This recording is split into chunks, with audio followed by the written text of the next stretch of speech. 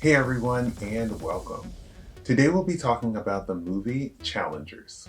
Fun fact, former tennis player and current coach Brad Gilbert helped train the stars of this film.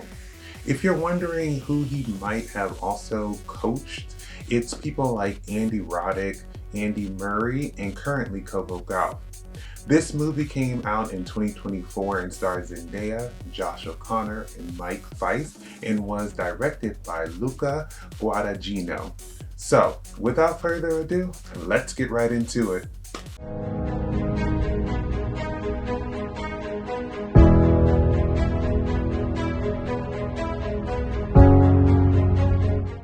Challengers follows tennis besties Art and Patrick, who both go after the same girl, fellow tennis player and future star Tashi. Tashi is messy and not who they think she is and will flip their lives upside down. Challengers is a romantic sports drama that is also funny. It has similar vibes to The Dreamers, King Richard, or Past Lives. Before we dive in, I must say I did really enjoy the poster for this movie. It's a creative way to show what the film is about, having both boys in Tashi's sights, or as I like to call it, Zendaya and her white boys.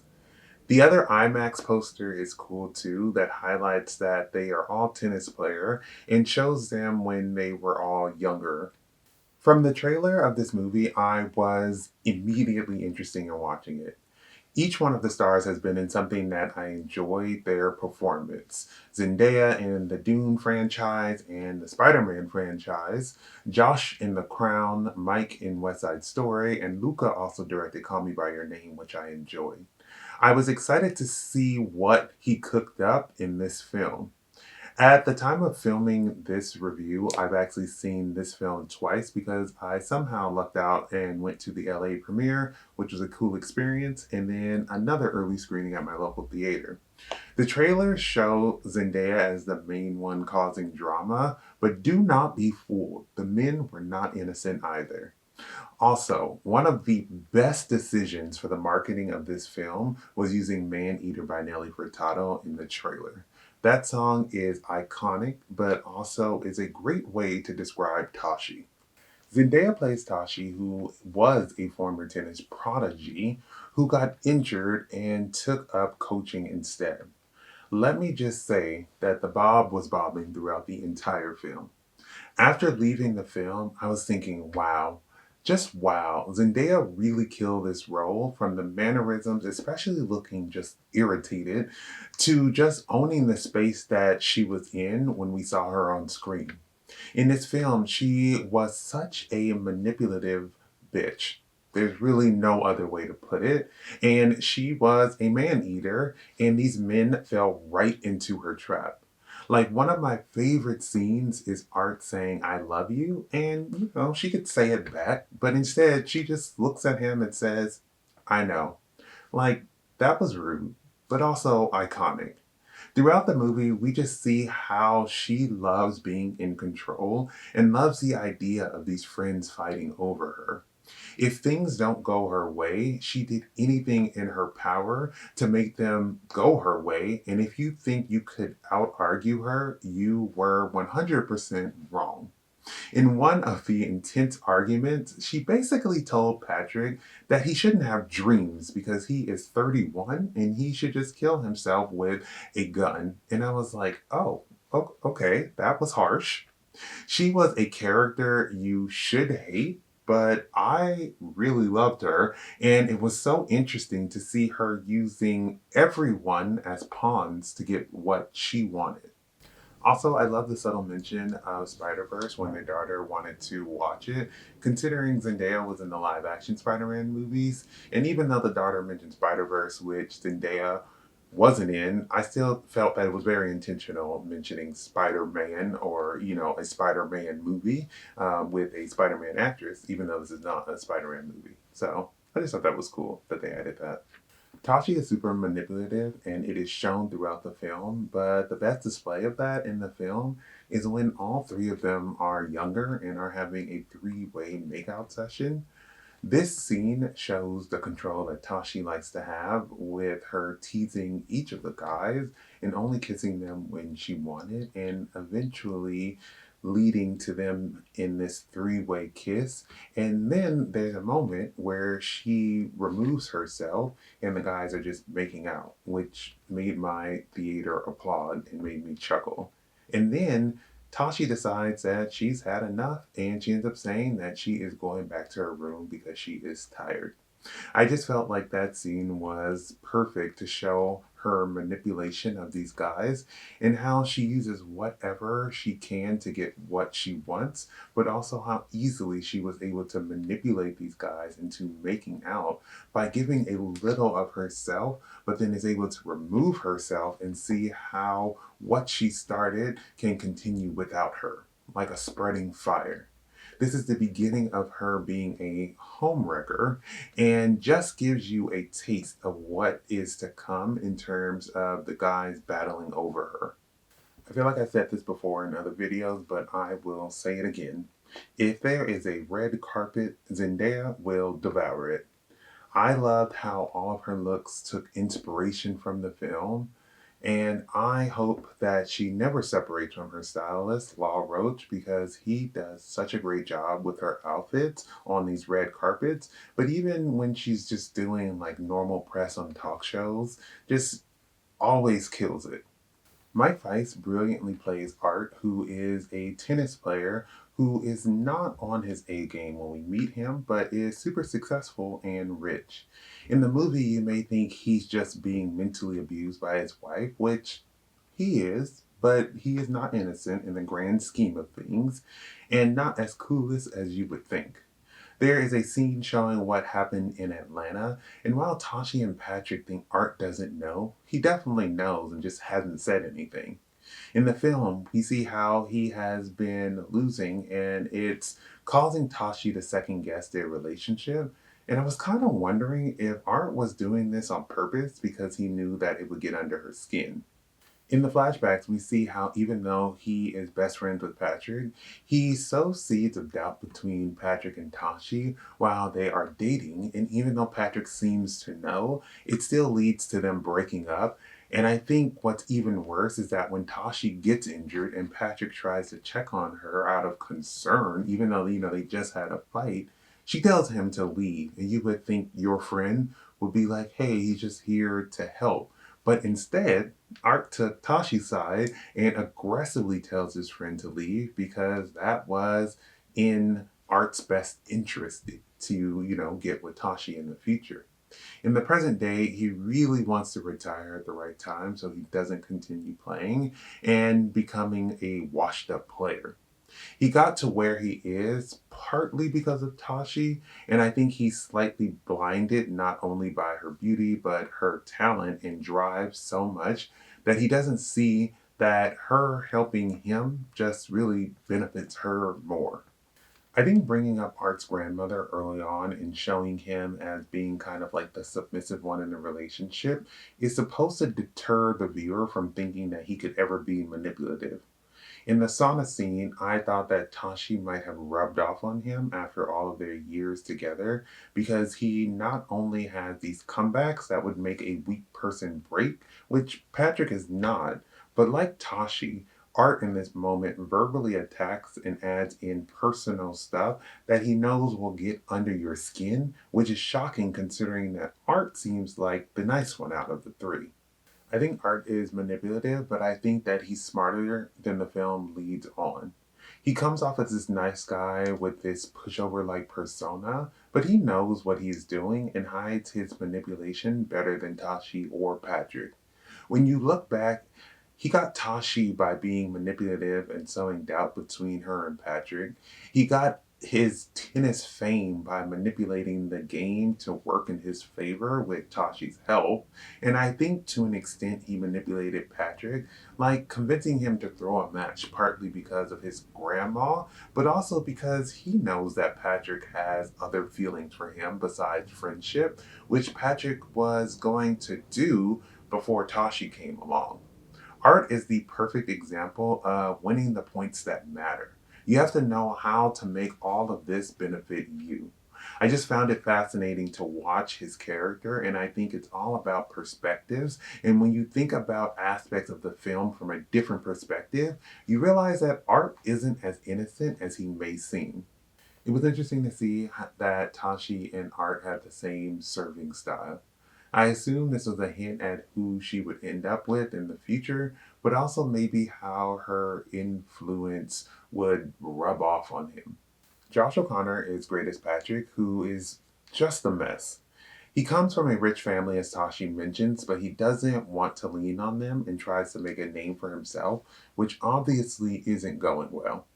We see how he doesn't go to college, so he doesn't have much to fall back on. And while he's good, he still doesn't become super popular or well known while Tashi and Art are at Stanford. It seemed like it was hinted that he had a drug problem, whether that be in the past or present, with how he was scratching his arm, which could be part of the reason he struggles financially.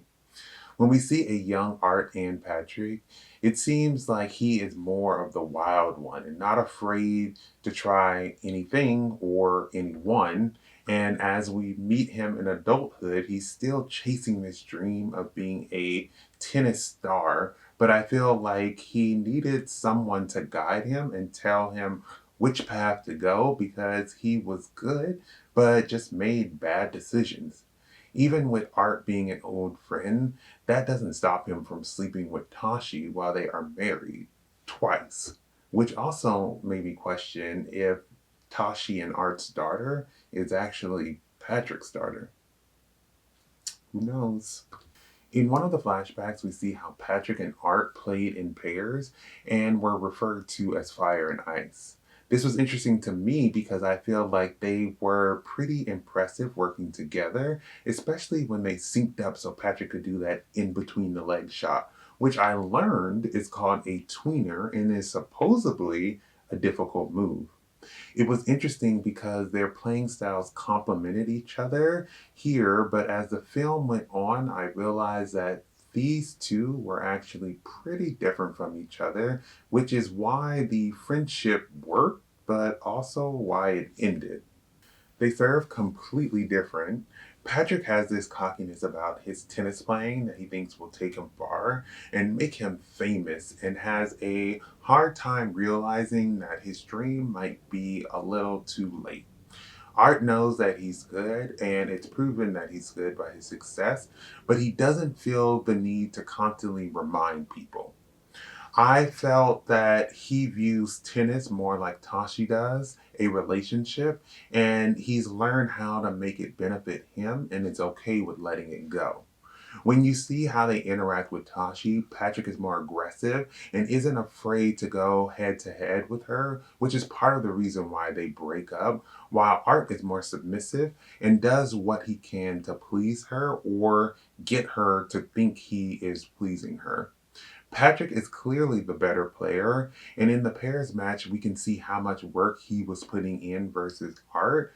But Art is smarter, as shown in the sauna scene. He knows he isn't the best, but he is very strategic and plays people he knows he could win against, which made him move up the ranks and become as successful and popular as he is. All of the characters in this film are leeches. They are searching for something in life and they can't get it on their own, so they are leeching onto each other, and that is what ties them all together. Tasha gets injured as she is gaining popularity, which is a big plot point, and she needs both of these guys to continue her love for watching tennis and to stay relevant in the tennis world, which is evident at the beginning of the film, where there is a magazine cover that she's editing that says Game Changer, which is geared towards Art, and she changes it to Game Changers to remind people of her influence on Art. Art needs Tashi to be successful as a player, and she knows what tournaments to enter him in so he can win and become a tennis legend. He screwed over his friend to get to her, and while I do think that he loves her, he loves more the idea of her making him so great. Patrick longs for Tashi and sleeps with her even though she is married to Art and wants her to become his coach. And even though he doesn't want to be in her fan club, he still loves her. I also think that he had a little crush on Art. He kind of wants what Art has: the fame, the fortune, the career, and the person who helped him get all of that, which is Tashi. It's just so interesting to see them so intertwined in this tennis world. It makes you question again, do I root for somebody or do I just root for nobody? I've never watched tennis, but after this film, all of a sudden it had me asking if I should. I just love when I watch a movie that includes a topic I'm not familiar with, and after I'm like, should I learn more about this? While I do feel like tennis serves as a means to explore the complex relationships, it's not the main focus of the film. I do love, though, how we see the characters have special characteristics when it comes to their tennis style, which is made very clear throughout the movie. The film is shown as non sequential, which I think benefited this movie because it was interesting to slowly explore the past while intertwining this with the future. Showing the film this way helped me understand the complexities of their relationships and maybe gave you hints about how this all might play out and made the ending just so worth it. The camera work was great in this film, and there were a lot of wide shots to close up shots. And one that immediately had my attention was the one in the beginning when they're playing at New Rochelle. And we don't really know what's going on just yet. And we just see the spectators looking from left to right. I've never been to a tennis game, but now I'm just going to assume that that's everyone's heads as they're watching the sport, just on a swivel as they watch. This reminded me that this is very much a spectator sport, and as we are zooming into the crowd, it kind of resembled to me the audience of the movie in the theater watching what's going on in this film.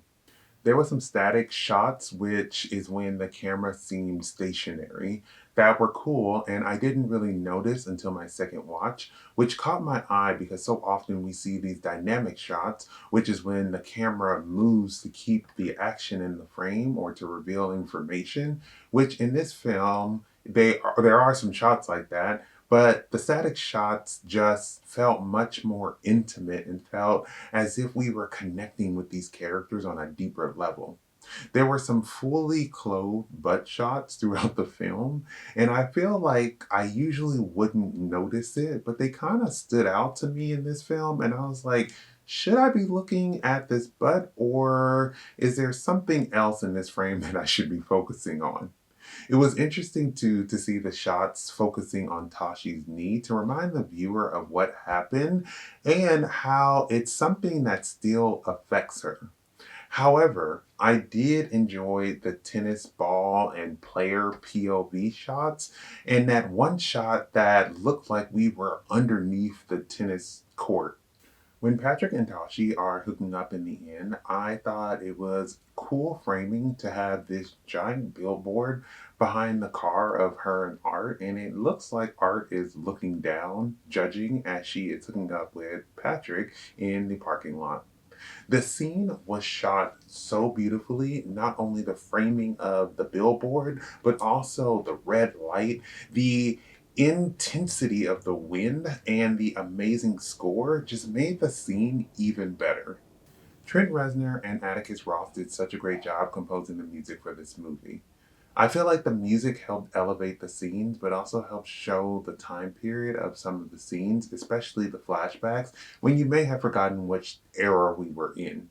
The music was loud and made me want to go to the club, to be completely honest, but it also made me feel like I was having an adrenaline rush. Another aspect of helping the viewer get immersed in the different time periods would be through the outfits, and I think that Jonathan Anderson did such a great job. Early on, Patrick is chatting with the lady in charge of signing in people for the match, and she notes that I think, she was an umpire of some sorts back in the day when they were doing the paired match. And then they do a flashback, and we see her in that outfit that would represent that she was there and help the viewer realize that this is, in fact, the past. The scene where they're at Tashi's party really looks like outfits that would have been worn in the mid to late 2000s. Like, I feel like I hardly see people wearing strapless dresses anymore. When they are in college, Art is dressed like every sports player I feel like I had ever seen in college, in their sports gear and some slides with white socks that go up to like at least mid calf. And Tashi is eating lunch in an oversized shirt, which just reminded me how college kids always kind of look like they just grabbed the first thing they saw and put it on because they are so stressed with classes and finals and sports to think about anything else. Also, this is the first time we see the I Told You shirt, which you may not have seen because I'm sitting down, but I am wearing a replica, which is originally made popular by JFK Jr. wearing it. When the film is in the future, we see that everyone dresses differently. For Tashi and Art, it's better as they are doing well and present themselves as people to look up to. And for Patrick, he looks worse, which shows his struggle. Speaking of the outfits, when Patrick and Tashi are dating, they have a big fight, which signals the beginning of the end of their relationship. I noticed that she puts on his shirt, and when he storms out, he puts on her shirt. It was something that I didn't pay too much attention to the first time around until there is the scene where they show what happened in Atlanta, which sees Patrick wearing the shirt that she had, which further proves that he still thinks about her because he's holding on to something of hers. In the future, when she hooks up with him, she puts on a plain white shirt, which may not seem that shocking because it's just a white shirt. But older Tashi doesn't look like someone who would own something like that. But it is what Patrick was wearing before they broke up and that she ended up putting on in the past. And I don't know if it was intentional, but I saw it as they both really couldn't let each other go, even if they do hate each other. My favorite part of the film was at the end when the serve comes into play again and had me on the edge of my seat. For some context, towards the middle of the film, Art tells Patrick to serve like him if Patrick slept with Tashi because Patrick doesn't want to kiss and tell, and Art says that this is a way around that, which leads to Patrick serving like Art. At the end of the film, we see how Tashi sleeps with Patrick to get him to throw the match and let Art win. And during the match, it feels like Patrick is starting to feel some regret about that, but also kind of want to taunt Art. This mirrors early on in the film when Patrick is going to throw the match against Art because Art's dying grandma was watching until he changes his mind when Tashi comes into play because she says whoever wins gets her number. Patrick starts his serve, but serves it like Art would, and Art just knows and is frozen, and Tashi has no idea what's going on. I think it's the moment when Tashi finally gets outplayed in her own game, and the guys basically get to a point in the match where they are tied so that the final point can prove who is better at tennis. I think this ties back to the beginning where Tashi said that tennis is like a relationship, and for a minute, her and her opponent were in love, and I think this is a moment that is also an example of that statement. In the end, Art wins, I think, because technically he was like over the net, but it's partly luck because Patrick decides to save him from falling and hurting himself instead of trying to win. It was an intense scene that had me on the edge of my seat, and the music really elevated it and made me think, wow, what a great way to end this film. While I do stand by my statement that Tashi gets outplayed at her own game, this moment feels like everyone got what they wanted. Art and Patrick choosing each other over the game, and Tashi getting to watch an epic round of tennis. Challengers is a movie that I knew would be good, but I did not expect it to be that good. It is surprisingly funny and filled with good drama that will have the time flying by and have you invested in wondering how this will all play out. I know it is super early in the year, but I do hope that this movie gets some award season love. Thank you for watching my video. I would love to hear your thoughts down below in the comments. If you have not subscribed, please do so you can keep up to date with more of my videos. But besides that, everyone stay safe, have fun, and goodbye.